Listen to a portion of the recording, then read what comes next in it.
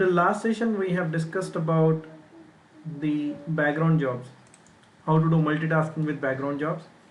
Today we will talk about these two topics. First is, when we are dealing with multiple objects, there are different ways we can manage those objects in the pipeline. So this is just a brief discussion about how multiple objects can be handled in pipeline and which way should you prefer, because no matter which programming language you talk about, there could be multiple ways of achieving the same results. But out of those multiple ways, when you look at the performance and the resource utilization, based on that you should choose the best one. So here we will discuss about what is the best practice when you're trying to achieve something, what should be the best approach. And if the first one is not available, then you go to the second one. If the second one is not available, you should go with the last approach. That is, so here the hierarchy is, first you should prefer the batch commandlets, then you should prefer WMI objects or WMI methods from the WMI objects, then you should prefer for each object as the last thing. So let's discuss few examples of these different ways. So we will take a look at one example where we are trying to restart a service. Then we will discuss how restarting the service can be done in three different ways and which way should you prefer. Okay, so the first thing is preferring, the first preference that goes to is batch commandlets or the built-in PowerShell commandlets for whatever you are trying to do.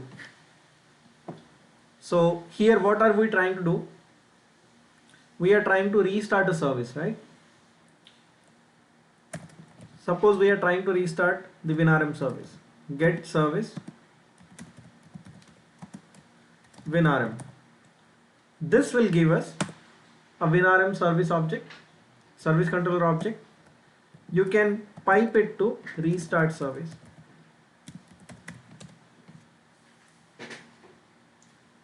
This is the simplest way of restarting a service in PowerShell.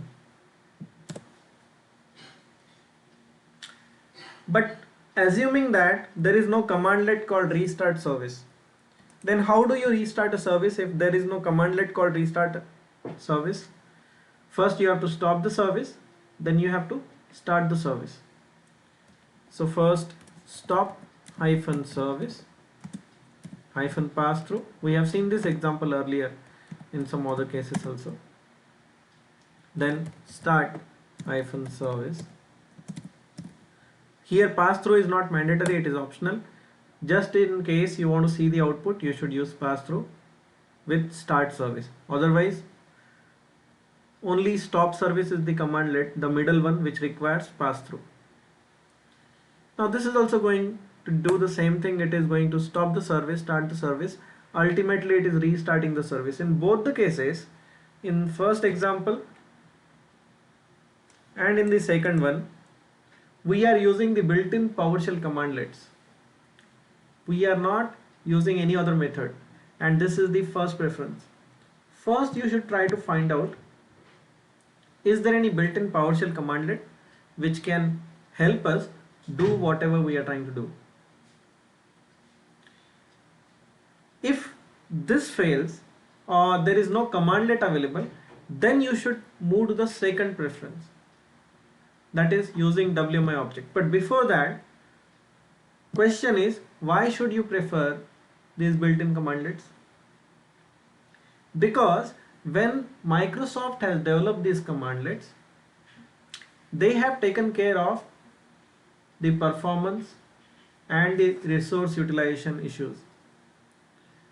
So internally, if you look at the source code, which we cannot do right now, of these commandlets, these commandlets are written in a very professional way where the developer knows about how to create the objects, how to keep the resource utilization to minimum while utilizing those objects, while stopping the service, while starting the service, and once you are done with all that, then how to get rid of the unwanted stuff from the memory. And they have made this efficient enough to work in the pipeline, and they have made it efficient enough to keep the resource utilization to the minimum, and these are faster than other options. Assuming that there is no commandlet available for starting or restarting the service, then second preference goes to get hyphen WMI object class. We need to find out if there is any class which can give us the service details. Class name is win32 underscore service, and here, since we are looking for a particular service, that is WinRM service, we will apply a filter where name is equal to WinRM. Now this filter will go inside double quotes. This is the property name, this is the operator which is checking whether the property name is equal to the given value, and this value goes inside single quotes to indicate that we are looking for a string value. Now let us see if it gives us the service details first. Yes, it is giving me the details of this service. Now there is one more thing. Suppose you have to change the start mode of this service from manual to automatic. Before PowerShell version 3, there was no commandlet which can allow you to change the start mode. Here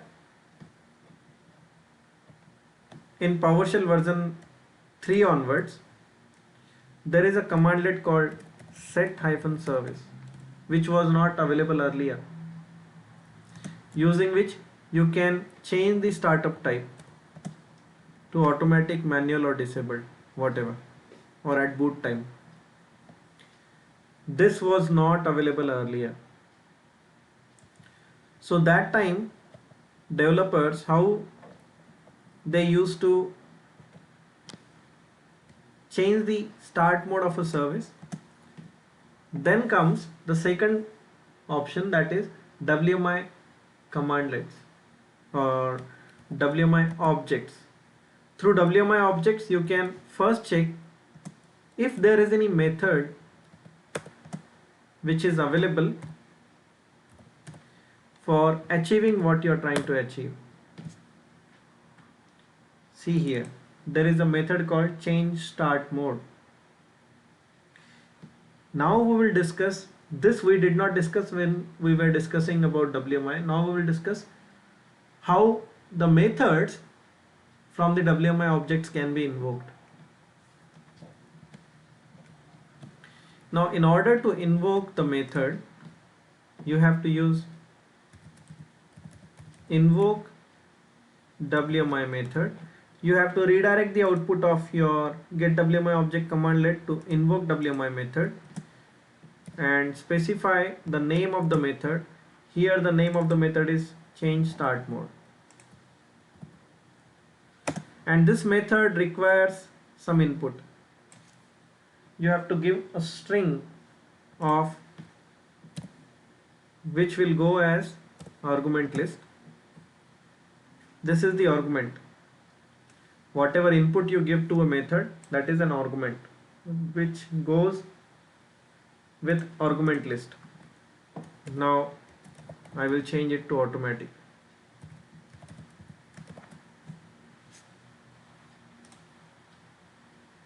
So I am changing the start mode. I am invoking the start mode method from this output, get WMI object commandlets output.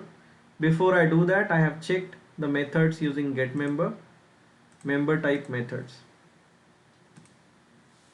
Now I am changing the argument list to change the start type to automatic. Hit enter. If it returns 0, that means it is successful. If it returns anything else, that means it is failed. If I repeat this command to change the start mode to automatic, this time also it is returning 0. But suppose you are invoking some other method like stop service. Stop service, does it require any input? No, there is no argument input required. So what you can do is you can just use stop service method here like this. So currently the service is in running state. That's why you will get return type as return value as 0. But if you repeat this command, this time you will get return value as 5. That means it has failed. Why it is failed? Because service is already in stop state. But in case of changing the start mode, it does not care whether it is already set to automatic. It will again try to set it to automatic without any errors. It will give the return value as 0. No matter how many times you repeat the command for changing the start mode.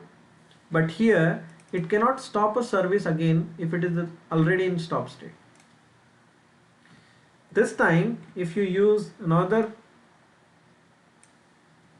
method for starting the service, start service, it will return the value as 0. And let's check the output of this command again, and the start mode has been set to auto. Now the question is, how do you understand what input should be provided here? For that, again you have to refer to the MSDN documentation for this class.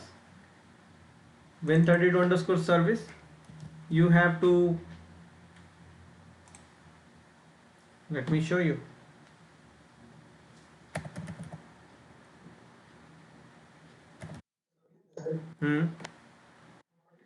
Use cases that are using how we try to use this kind of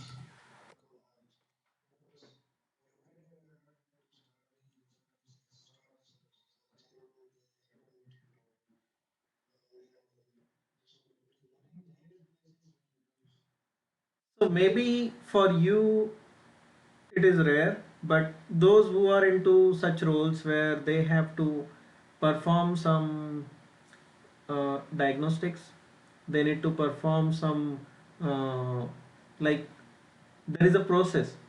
Suppose you want to update the certificates on a web server. I'm just giving some rough example. So the process is, first you need to stop that IIS service, install the certificate, then start the service. There might be few cases where as per the procedure you need to follow all these steps. So it all depends on what process you are following, but you should know how these things can be done.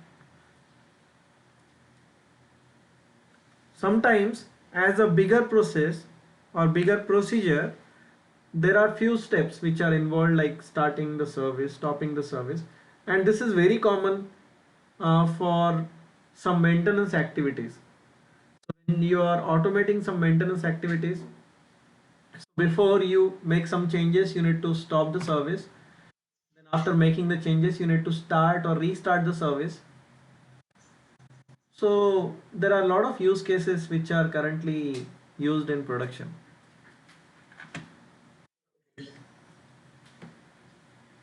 Okay, so here You can refer to the MSDN documentation of this. Then look at the methods. Click on the method name here. It will tell you what input parameters you can pass here. Like for the start mode, you can, if you want to change it to boot, you should provide the input as boot, system, automatic, manual and disable. These are the valid input values. So instead of automatic, if you just give auto, it will give you error. Input was not in the correct format.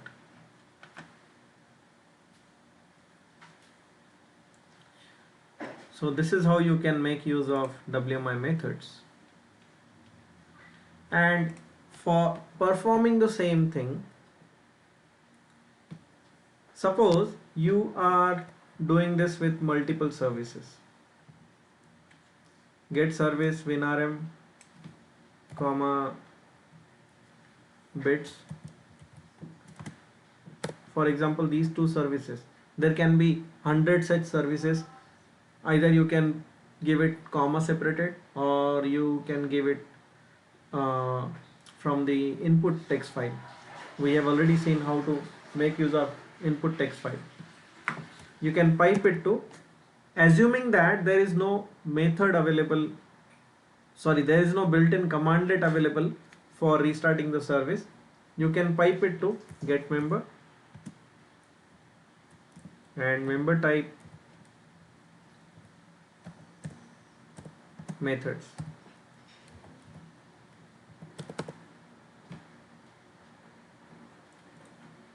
So here you need to find out if there is any method for restarting the service. Do you see any method for restarting the service? No, right? So first you have to stop these services using for each. So for each object is the commandlet which allows you to process multiple objects in the pipeline.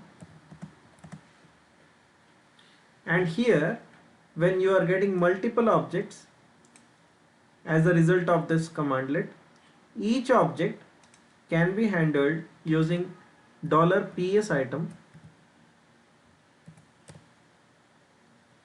and you can access the methods by using dot and the method name.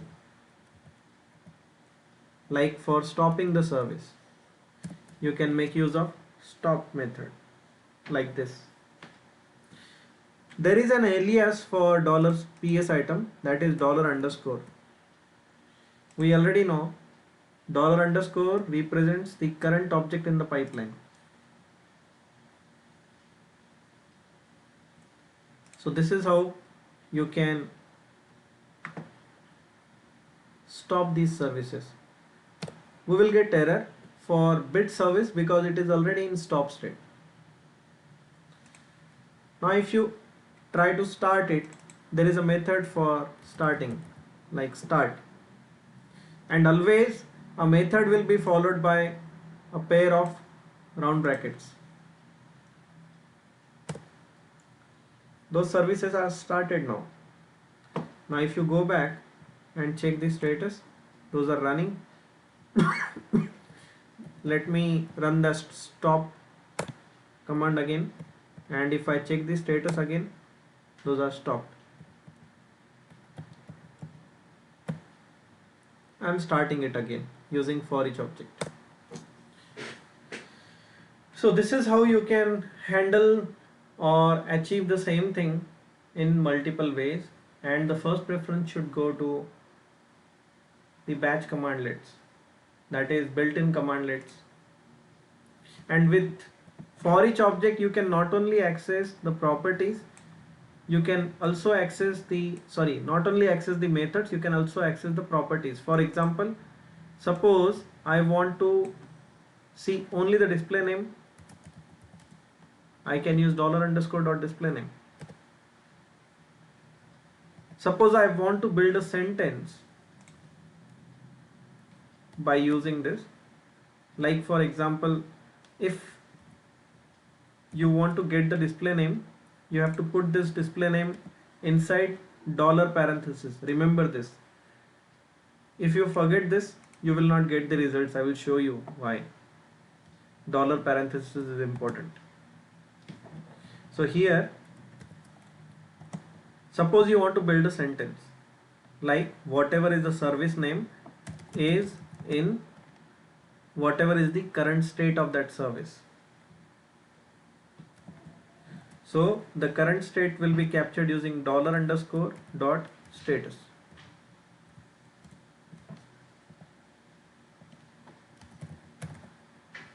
Now why we are giving this dollar parenthesis? Because if you don't give dollar parenthesis, it will not show you the correct results. Instead of showing dollar underscore dot display name, which is the display name of this service, it will show you something else. I will show you what it does. So currently when you look at it, background intelligent transfer service is in running state. Windows remote management or WS management is in running state. Now if you don't use dollar parenthesis,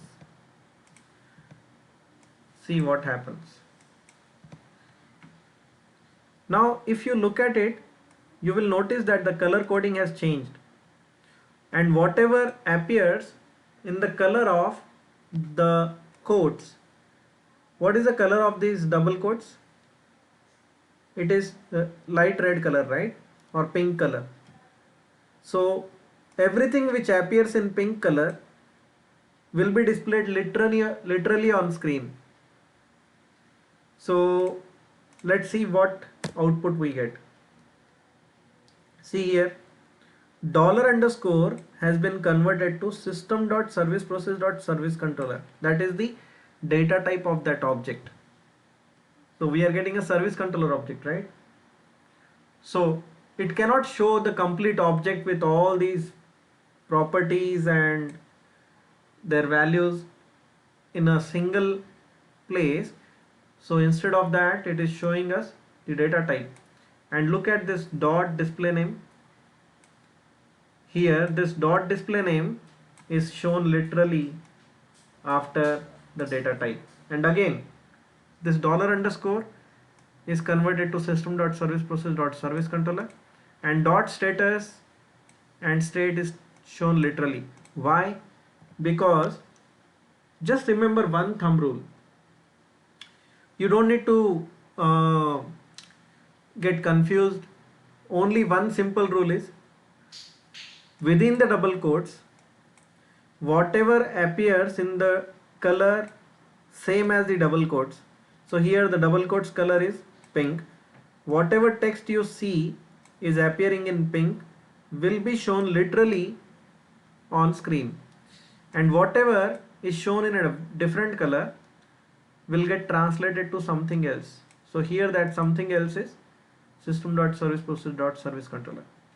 But if you go back to the previous example, what I said, whatever is shown in the color of in the same color as double quotes, here is, in, and state.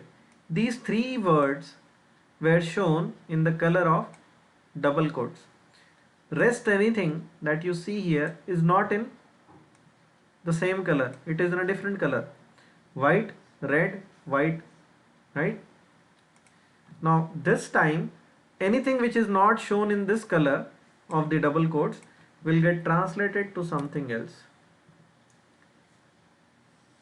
See?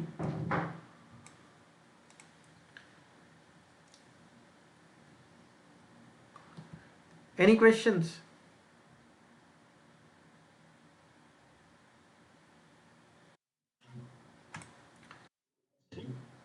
Okay, so in this topic we have seen what are the batch commandlets. That is the first preference. Built-in commandlets for achieving anything. Second preference should go to WMI methods. third preference should go to for each object. You can go through this video and let me know if you have any questions.